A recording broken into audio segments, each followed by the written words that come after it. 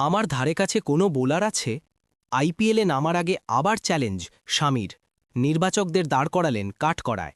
বুধবার চলতি আইপিএলে নিজের প্রথম ম্যাচ খেলতে নামবেন মোহাম্মদ শামি।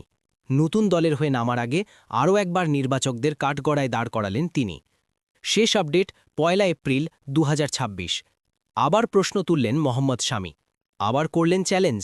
এইবার পরিসংখ্যান তুলে ধরলেন বাংলার পেসার। বুধবার চলতি আইপিএলে নিজের প্রথম ম্যাচ খেলতে নামবেন শামি।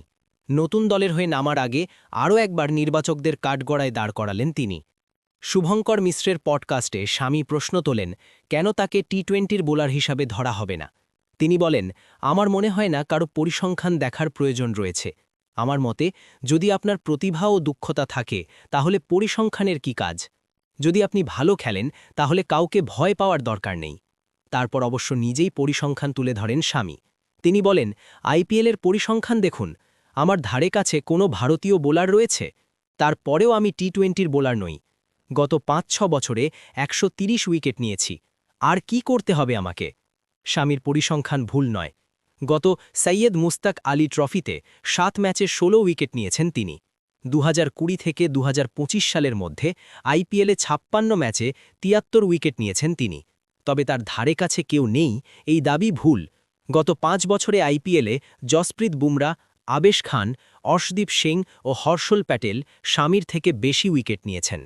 গত বছর ফেব্রুয়ারি মাসে শেষবার ইংল্যান্ডের বিরুদ্ধে দেশের হয়ে টি-20 খেলেছিলেন শামি।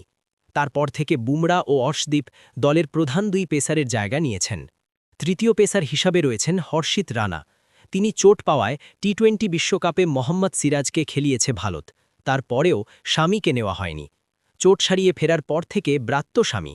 ভারতের প্রধান নির্বাচক অজিত আগরকর সাংবাদিক বৈঠকে জানিয়েছিলেন, শামির চোট নিয়ে কোনো তথ্য তাদের কাছে নেই। জবাবে আগরকরের বিরুদ্ধে শামির যে ক্ষোভ এখনও কমেনি তা শামির এই কথা থেকেই স্পষ্ট। গত বছর আইপিএলে সানরাইজার্স হায়দ্রাবাদে ছিলেন শামি, তবে ভালো খেলতে পারেননি তিনি। ফলে পরের দিকের ম্যাচে তাকে বাইরে বসতে হয়েছিল।